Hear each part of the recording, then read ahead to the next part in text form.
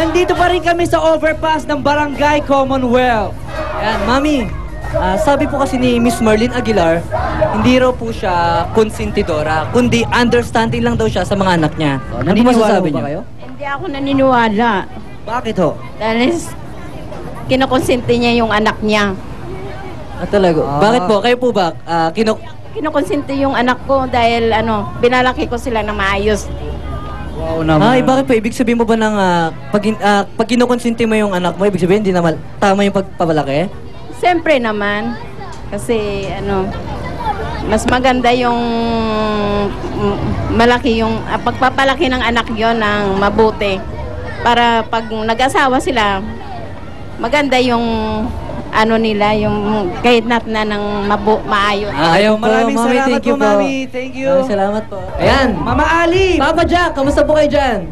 Ito pa rin ang ating tanong sa taong bayan. Dapat bang isisi sa magulang ang kinahinatnan ng anak? Kasama ko na't makakausap Marlene Aguilar. Marlene, kanina sabi mo hindi ka konsentidora. Ikaw ay understanding. Tanong ko, where do you draw the line? Between being konsentidora ka na ng anak mo o understanding ka sa mga kinikilos at sinasabi ng anak mo? Ang mga anak ko po, hindi yan nagpabili ng kung ano-anong expensive na bagay. For example, at the age of 11, sabi ng anak ko, Mom, I need a cell phone, a computer, and a television in my own room. Sabi ko, Colby, wait for birthday, Christmas, and another birthday. Tapos sabi niya sa akin, what makes you think I'm asking you for money? I'm willing to work for it. So, that's my relationship with my children. Yan ang anecdote mo to illustrate na ikaw ay Si understanding at Jason hindi... po, nagkolehiyo sa Hawaii yan. Working student po yan. Ako lang po tagabayad ng tuition fee. So, siguro naman, dun sa attitude niyang ganon, you will see na hindi po konsentidora ang tawag sa magulang na katulad ko. Understanding. Okay, kung lagi mong iniintindi, kung lagi kang understanding sa anak mo, Marlene, ito ang tanong, paano mo ba ituturo sa kanila ang tama sa mali? Hindi po ako normal na tao eh. Yung tingin ko sa tama at mali, hindi po Pangkaraniwan. hindi pangkaraniwang tao yung utak ko. Because I allow my children to make mistakes. Again, I allow my children to make mistakes. Why? The fastest way to learn is to make mistakes. Kung hindi nyo hahayaang magkamali ang mga anak ninyo, paano matututo yan? But, nevertheless, tama o mali ang anak ko, my love for my children will never change. I love Jason forever. I love Colby. I love my children forever times eternity. Nothing will change that. Kahit na anong gawin ng anak ko yan. Mahal ko yan. Hindi magbabago yun. Okay. May mensahe ka ba? Dahil alam mo naman, ikaw, yung mga tao, hinusgahan ka na. Pag napapanood ka, si Marlene Aguilar talaga. Anong mensahe mo dun sa mga taong yun? Lahat na po ng pangalan itinawag na sa akin ng bayan. Aware ka naman no? Yes. And karapatan po ng taong bayan na mahalin ako or kasuklaman ako. Karapatan po ninyo yon. But look at me. Nothing defeats me. You will not break my spirit because I know the truth. I will stand fighting for Jason Ivler until my last dying breath. Marlene, are you ready?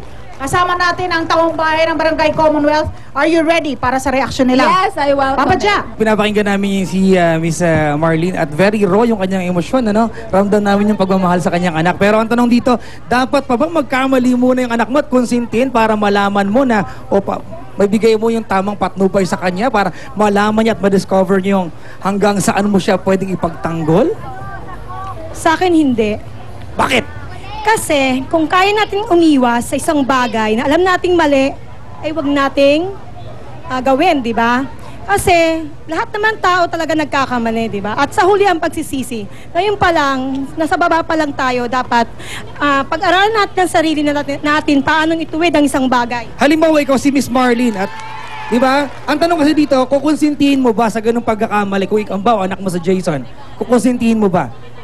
No!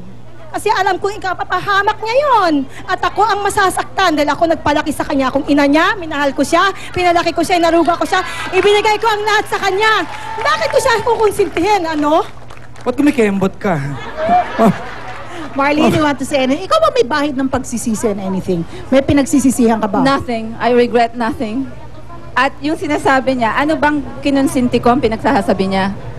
Ano bang alam mo sa buhay ko? Ay, ano daw ba alam mo? Hindi, alam mo, kasi ang isang ina na nagmamahal, talaga nangungunsintihan. Pag over ng pagmamahal mo sa kanya, ginagawa mong lahat, kahit alam mong mali siya, sige, andun ka pa rin, agree ka pa rin sa lahat ng ginagawa niya, di ba? Pero dapat tayong mga magulang, alam natin kung hanggang saan natin sila papatnubayan, mamahalin at kukonsintihin. Ano ba dapat yung ginawa ni Miss Marlene? Sige po. Marlene. Let me tell you something, everyone. There is only one kind of love, and that is pure love. That is unconditional love. I recall one incident, Ibig Papa sabihin, John. hindi pure yung love mo. No. Kasi, alam mo ba, ang taong sobrang magmahal, napupunta sa kapahamakan yan.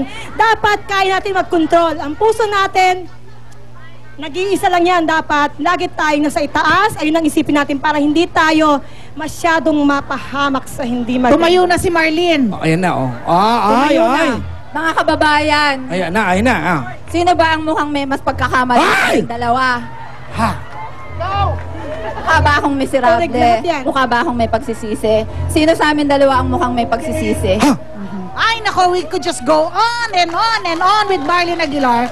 Pero eto na, final take na lang, Marlene. Doon sa issue na tanong natin sa taong bayan ngayong umaga, dapat nga bang isisi sa magulang ang kinahinatnan ng anak? My personal opinion, hindi po. Kasi wala po akong sinunod sa sinabi ng mga magulang ko. Lahat po ng sinabi ng magulang ko, sinuway ko. So pagdating sa pagpapalaki sa anak mo, But the other side is, yes. Dapat sinisisi din ng magulang. Dalawa yung sagot ko. oo. Sinisisi din dapat ang magulang kasi the child is a reflection of the parent. Salamin ka ng, yung anak, salamin niya ang magulang niya. So, reflection siya. So, tama po kayong lahat. Eto lang po yung mensahe ko sa mga magulang din katulad ko, lalo na yung mga ina. There was a time when, syempre, teenager si Jason, Suwail. Eto po, sabi ko sa kanya, Jason, no matter what happens, right or wrong, you're better off with me than without me. Because once you lose me, then you are lost in this world. So wag niyo pong iwanan ng mga anak niyo kung kayo ay ina. Ano man po ang mangyari, dapat patnubayan niyo sila. Thank you very much for the honesty, Marlene Aguilar. Dito lang yan sa pagbabalik ng Starbucks. Dito, kasali ka! Thank you very much.